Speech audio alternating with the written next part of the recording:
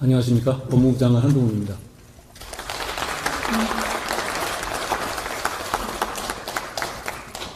국민의힘 의원님들을 모시고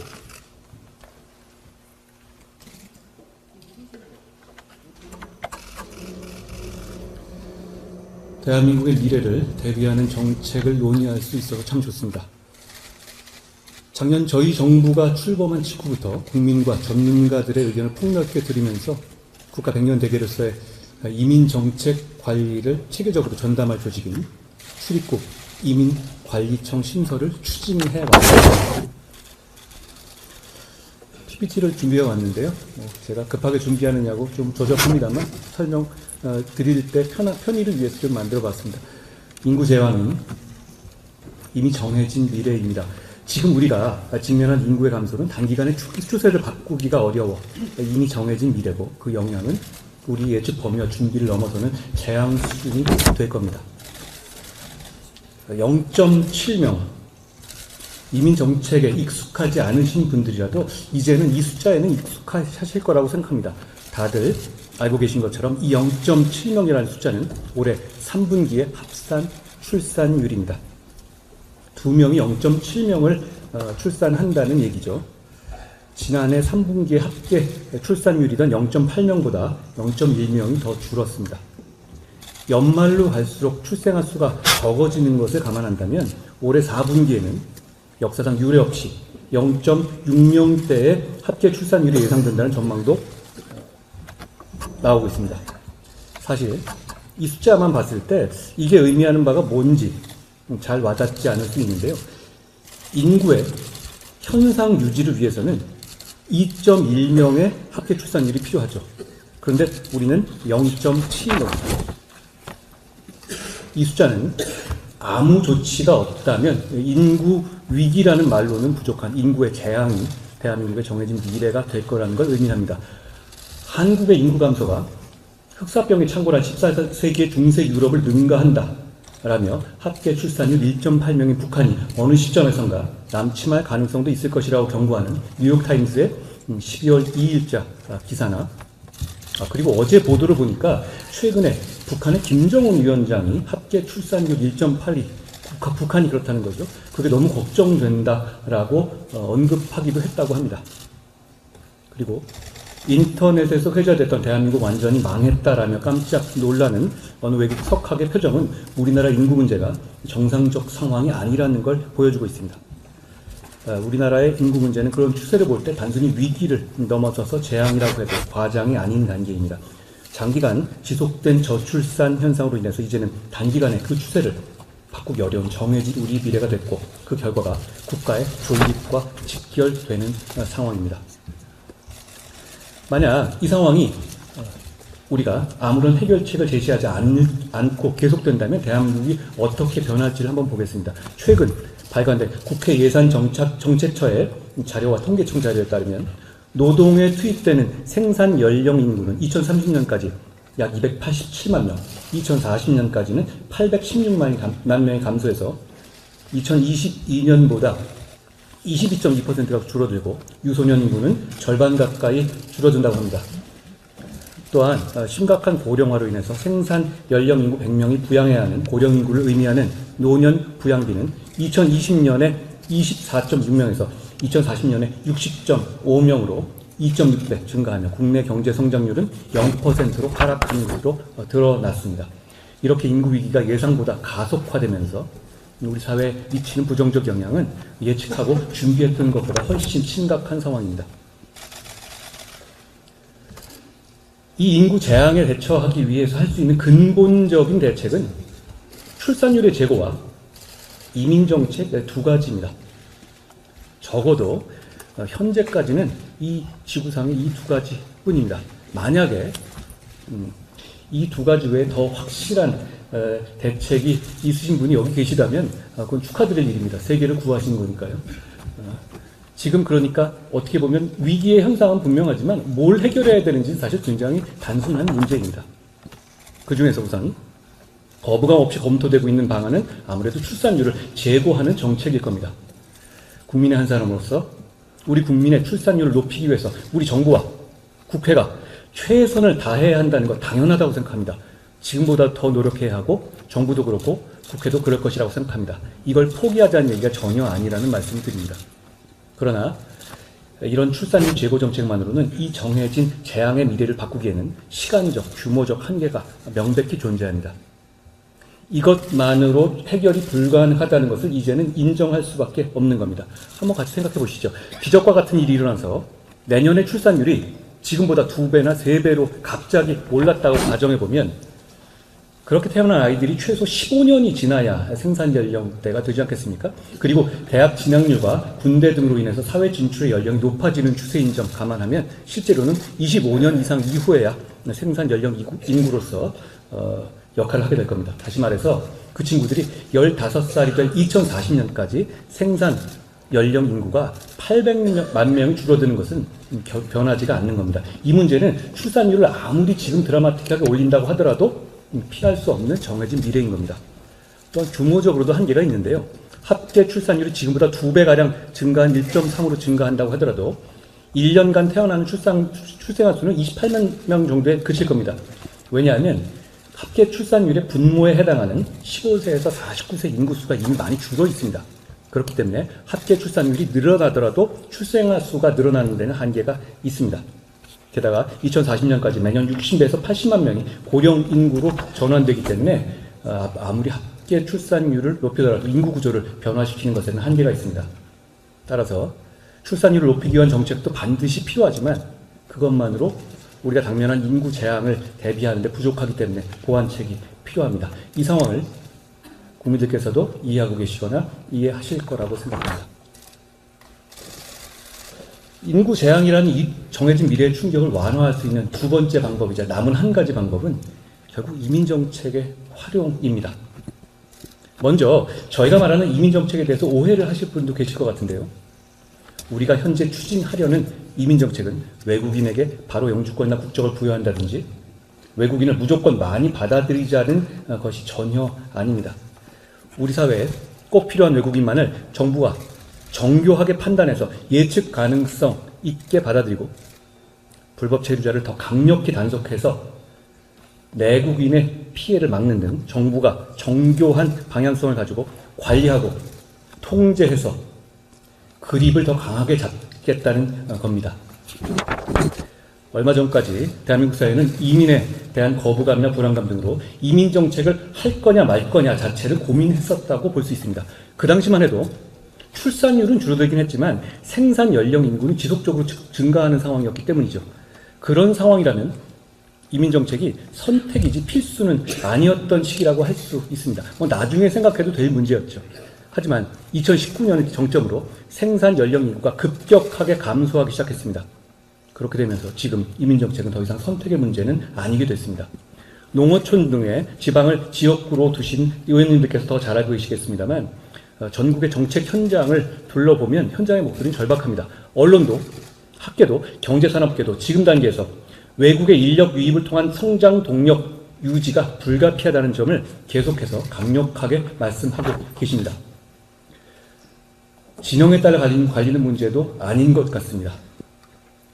이민정책을 할 거냐 말 거냐의 문제를 고민할 단계는 저는 지났다고 생각합니다. 안 하면 인구 재앙으로 인한 국가 소멸의 운명을 피할 수 없는 상황이기 때문입니다. 이제는 그러니까 어차피 할 바에는 어떻게 체계적으로 잘 할 것인지를 고민해야 하는 단계인 겁니다. 저희는 어차피 해야 할 일이니 좋든 싫든 해야 될 일이니 더 잘할 수 있도록 24시간 동안 그 생각만 하면서 고민하고 대비하는 전담 기구를 만들자는 겁니다. 출입국 이민관리청은 관리의 도구입니다. 전담 조직을 신설한다는 것이 인구가 줄어든 만큼의 아무나 받아들이자 난민이나 불법 체류자 등 선별되지 않은 이민을 무분별하게 허용하자는 얘기가 절대 아닙니다. 그건 국민이 바라시지 않죠. 이 조직은 철저하게 국익과 국민의 의사를 반영하기 위한 조직이라는 말씀드립니다. 오히려 출입국 이민관리청은 체계적인 유입 관리와 통제를 더 잘하기 위한 도구로서의 역할을 하겠다는 겁니다. 이 그림을 보시면요. 현재 외국인 관련한 지금까지의 정책 체계는 외국인의 정책이 여러 부처에 나뉘어서 개별 부처의 관점에서 개별 부처의 입장과 관점에 맞는 정책 중심으로 제각각 이루어져 왔습니다. 그러다 보니까 외국인 유입에 따른 영향을 정교하게 분석하고 전국적인 외국인 분포라든지 5년, 10년 뒤에 인구 구조상 어느 지역에서 어떤 편중이 있을 것인지 그런 문제에 대해서 이런 건 굉장히 어려운 질문이잖아요. 이런 진짜 어려운 질문에는 책임 있게 답할 수 있는 기관이 없었습니다. 이 기관에 물어보면 저 기관의 소관이라고 할 거고 저 기관에 물어보면 아마 자기 소관이 아니라고 해왔던 것이 지금까지 상황입니다. 결국 모두의 문제가 되면 누구의 문제도 아닌 게 되지 않습니까? 지금까지의 외국인 이민 정책이 그래 왔다고 저는 생각합니다. 법무부는 출입국과 비자를 담당했고요. 고용부는 외국인의 노동을 담당하고요. 여가부는 다문화 가족을 담당합니다. 그 밖에도 각 부처가 10여 개의 부처에 걸쳐서 각각의 외국인 정책을 각각 하고 있습니다. 각기 각자 입장과 관점을 담당해왔고 그러다 보니 정작 불편하고 중요한 거시적 질문에는 누구도 책임지고 답하지 않아도 되는 구조가 됐던 겁니다. 하지만 이민정책은 장기적으로 대한민국의 인구 구성을 변화시키고 예측하기 어려운 문제를 야기할 수 있는 만큼 반드시 국가적으로 통제되고 이민으로 발생할 수 있는 어려운 질문을 예상하고 답할 수 있는 체계를 갖춘 상태에서 운용돼야 합니다. 이런 관점에서 이민정책을 책임지고 짊어질 컨트롤 타워를 만든다는 것은 이제 24시간 이 문제에 대해서 고민하고 문제가 발생하면 비판받고 그 질문에 대해서 질문을 받고 해결책을 제시해야 하는 전담 기관이 생기는 겁니다. 저 한번 화면을 봐주시면요. 이민청이라는 이름으로 한번 언론 검색을 한번 해봐 주시면 좋을 것 같습니다. 이민정책의 컨트롤 타워가 필요하다는 것은 비단 저희나 법무부나 정부만의 생각이 아닙니다. 이미 대다수의 언론의 사설과 칼럼 물론 학계에서도 포럼 등을 통해서 이민청은 필요하다라는 의견을 제시하고 있습니다. 그 이민청을 통해서 어떤 방식의 이민정책을 구현할지에 대해서 생각이 다를 수 있어도 이 기구 자체가 필요하다는 것에 대해서는 필요 없다라고 하는 의견을 오히려 찾아보기 어려운 것 같습니다. 이민청 인설이 필요한지를 묻는 여론조사에서는 3분의 2에 해당하는 국민들께서 필요하다는 답을 주셨습니다. 즉 우리나라에서도 이제는 이 조직이 필요하다는 데는 어느 정도 공감대가 있다고 저는 생각합니다. 사실 외국의 사례랑 비교해보면 우리나라 많이 늦었습니다. 대부분의 선진국은 오래전부터 이민정책을 인구 문제의 어떤 해법으로 활용해 왔고요. 그 과정에서 이 고민을 전담하는 조직을 이미 설치해서 운영하고 있습니다. 저 그림 보는 것처럼요. 그런데 보시는 것 중에 특이한 점은 미국이나 유럽 같은 서구 선진국뿐 아니라 최근에 우리처럼 이주와 이민에 대해서 거부감이 있는 특유의 문화를 가진 동아시아권의 일본, 중국, 대만도 전담 조직을 이미 두고 있습니다. 특히 그동안에 심각한 저출산 고령화에도 불구하고 외국인 유입에 폐쇄적이었던 일본도 2019년 전담 조직인 출입국 재류관리청을 신설하고 외국인으로부터 선택받는 나라로 변모하기 위해서 혁신적으로 제도를 개선하고 있습니다. 특히 최근에는 제조업, 외식업, 숙박업 등에 종사하는 외국인이 영주권까지도 취득할 수 있도록 이민 문호를 낮추기로 했습니다. 저희는 여기에는 이견이 있습니다만 일본은 이 부분에 대해서 조금 더 저희보다 절실하게 문호를 푸는 방향으로 나아가고 있는 건 맞습니다.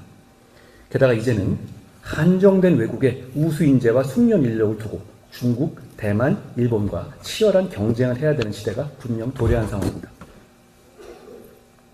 외국에 비해서 우리가 분명히 많이 늦었는데요. 저는 그게 단점이라고 생각하지는 않습니다. 외국이 대부분 실패했거든요. 대부분 실패했지만 그 실패 사례를 저희가 교훈 삼아서 부작용을 최소화할 수 있는 장점이 있기 때문입니다. 많은 분들이 지금 프랑스나 독일이나 이런 유럽이 겪고 있는 이민의 어떤 부작용에 대해서 우려를 하시지 않습니까? 이민관리청 같은 컨트롤 타워가 필요하다고 생각합니다. 각국은 역사적 배경과 지리적 환경이 달라서요. 유럽은 많이 다릅니다. 그렇기 때문에 외국의 이민정책 사례를 우리나라와 단순 비교하는 것에서는 좀 조심해야 합니다. 그렇지만 참고해야 할 점이 많이 있죠. 특히 차이점이 큰데요. 유럽은 제국주의 시절에 식민지를 운영했던 원죄로 인해서 70년대에 식민지 국민들이 오는 대로 모두 받았던 그런 역사적 상황이 있었습니다. 그리고 긴 육로 국경과 파도가 작은 지중해 등 국경 관리가 사실상 대단히 어려운 지리적 환경을 갖고 있습니다. 그렇기 때문에 불법 입국이나 난민 등의 국가가 선별할 수 없는 외국인이 대량으로 유입되어 온 역사가 있습니다. 그리고 그렇게 유입된 외국인들이 첫 번째 세대는 괜찮았는데 2세대, 3세대로 갈수록 갈등이 발생하고 있는 상황인 겁니다. 그런데 우리나라는요, 유럽과 달리 사실상 섬나라입니다.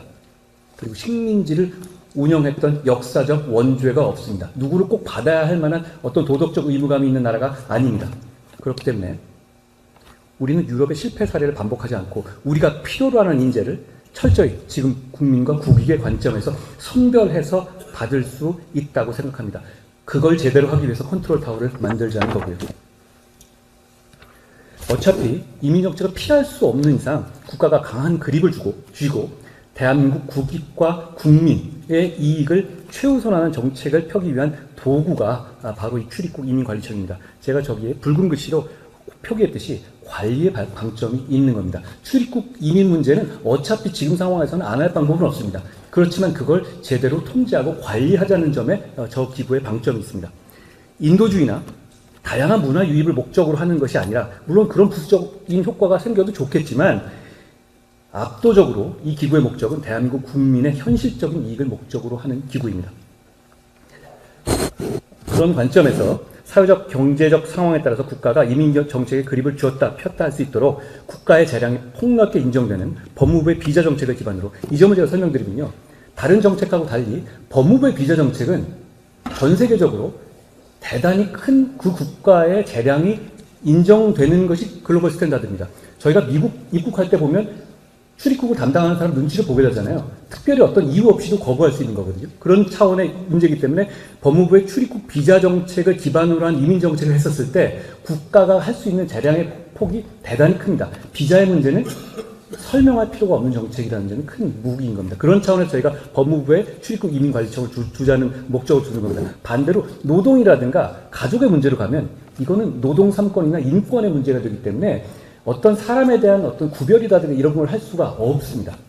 그런 면에서 이 비자라는 툴을 이용해야 하고, 그런 차원에서 출입국 이민을 같이 붙여놓은 겁니다.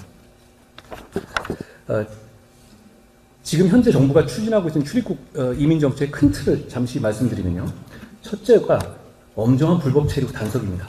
저희는 목표가 앞으로 5년 내 불법 체류 외국인을 42만 명에서 20만 명으로 줄이는 계획을 추진 중입니다. 그러니까 저희가 외국인을 받자는 것이 불법 체류는 확실하게 잡아서 돌려보내고 합법 체류를 늘리자는 취지이기 때문에 그 부분에 대해서 명확한 차이를 두겠다라는 겁니다.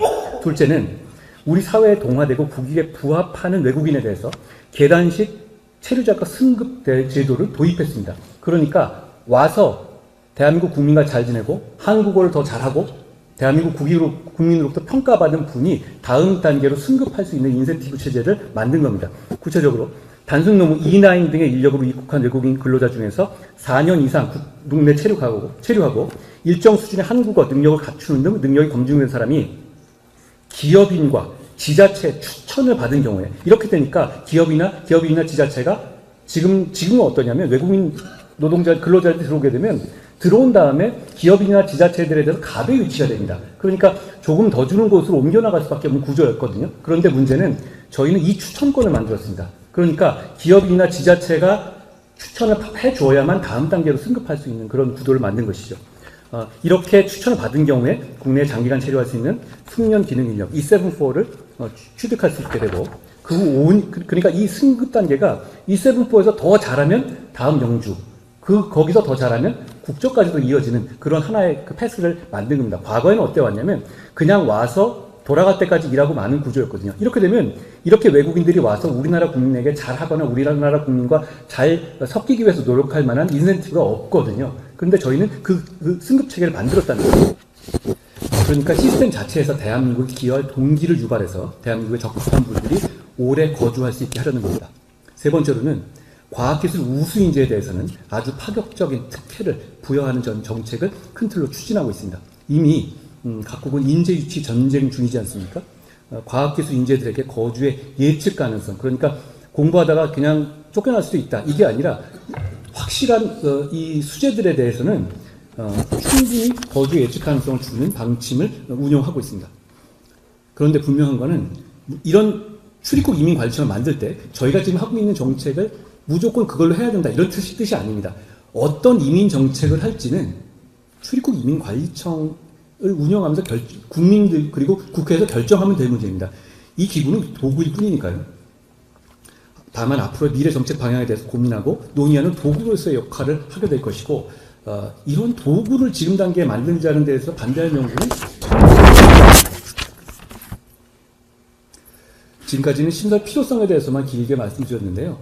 이제부터 좀 짧게 어떤 체제로 만들 것인지에 대해서 말씀드리겠습니다. 쉽게 말해서 다부처 연합군을 만들겠다는 겁니다. 사실 이민정은 과거에 노무현 정부 이래 이명박 정부, 박근혜 정부에서도 추진했던 적이 있습니다. 근데 다 좌초됐습니다.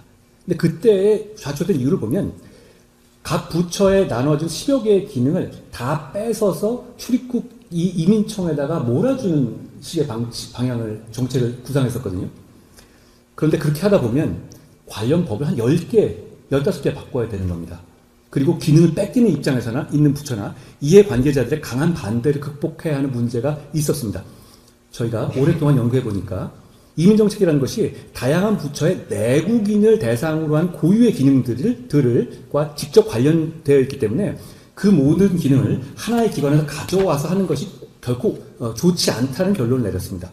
나아가서 각 부처 고유 기능에서 외국인 관련 기능만 이관하는 경우에 또 다른 중복 비율을 예를 들어서 여가부의 가족정책 중에서 다문화 가족정책을 완전히 이곳으로 뺏어와서 이관한다면 내국인 가족에 관한 지원은 여가부가 맡게 되고 다문화 가족이나 외국인 가족에 대한 정책만 출입국 이민관리청이 담당하게 돼서 사실상 중복적인 비용 투자가 발생하게 되는 거죠. 노동 문제도 다 마찬가지입니다.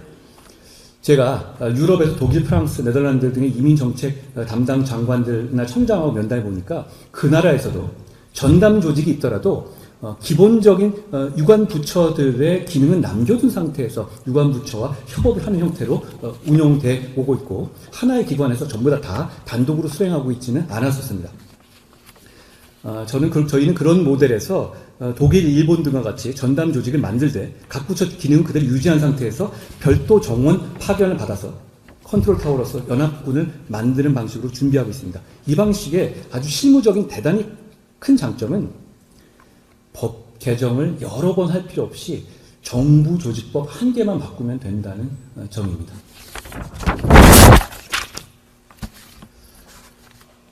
저는 우리 정부와 국민의힘이 한 가지 공통점이 있다고 생각합니다. 우리는 미래를 정교하게 대비하는 사람들이고 국가와 국민에 대한 강한 책임감을 가진 사람들입니다. 이민정책은 가장 중요한 우리 미래이기도 하기 때문에 정부와 여당이 국가와 국민에 대한 책임감을 가지고 함께 진지하게 고민하고 같이 대응할 필요가 있다고 생각합니다. 그런 차원에서 제가 오늘 길게 설명을 올리게 됐습니다. 야당에서도 이민정책 전담 조직의 신설 필요성에 대해서는 충분히 공감하고 계시기 때문에 법안이 통과될 환경은 마련되어 있다고 생각합니다. 출입국 이민관리청, 제가 지금 출입국 이민관리청에 대해서는 잘 말씀드렸는데요. 같이 추진할 수 있는 이 방안에 대해서 몇 가지 그냥 제안만 드리고자 합니다. 출입국 이민관리청 신설과 관련해서 외국인 제도에 관해서 저는 이것도 같이 좀 진행해야 한다고 생각하는 것이요. 외국인의 지방선거 투표권 제도와 관련해서와 난민 제도의 개선이 필요하다고 생각합니다. 국민들이 이 부분에 대한 걱정이 많으시잖아요. 국민의 관심이 높아서 이미 국회에 계류 중인 아마 권성동 의원님 발의하신 안으로 되어 있는 것으로 아는데요. 공직선거법 개정안 취지와 같이 영주권자의 지방선거 투표권 부여 시에 상호주의를 적용하는 방안과 우리 난민은 어떻게 되어 있냐면 난민 규약에서 보면 이 국가의 안전보장이나 질서유지나 이런 테러라든가 이런 방지의 목적 그런 이유로 난민을 받지 않을 수 있게 되어 있거든요. 그런데 희한하게도 우리 난민법은 이게 없습니다. 그러니까 국가 안전 보장과 질서 유지 또는 공공복리를 해쳤거나 해칠 우려가 있는 난민 신청자에 대한 난민 불인정 사유를 법률로 규정하는 난민 개정안도 함께 추진할 수 있고 이 부분도 저희가 준비하고 있다는 말씀을 드립니다. 저는 국민들의 걱정과 관심에 솔루션을 낼 수 있는 정부인지 솔루션 없이 걱정만 하는 정부인지는 중에서 우리 윤석열 정부는 전자여야 한다고 생각합니다. 물론 이민정책을 추진하는 것에 대해서 막연한 불안감을 가지고 계시는 국민들도 계실 겁니다. 충분히 이해할 만한 우려라고 생각하고요. 하지만 저희는 우리 정부가 당장 어떤 비판을 받거나 욕을 먹더라도 할 일은 한다는 방향성을 갖고 있다고 생각합니다. 저는 10년 뒤에 지금을 되돌려 봤을 때 그때 우리가 정말 잘 결정했다고 말할 수 있고 지금 하지 않는다면 10년 뒤에는 그때 참 잘못됐다라고 후회할 것 같습니다. 출국이민관리청의 신설은 국민들께 우리가 처한 인구 재앙의 상황은 대단히 심각하지만 우리가 최선을 다해서 국민에 대한 책임감을 가지고 미래를 대비하고 있으니 안심하시라는 메시지가 될 거라고 생각합니다. 경청해 주셔서 고맙습니다.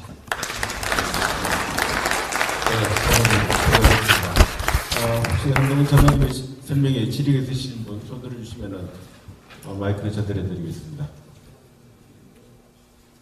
설명을 잘해주시는 질의가 없으신 것 같습니다. 수고하셨습니다. 네, 감사합니다. 자.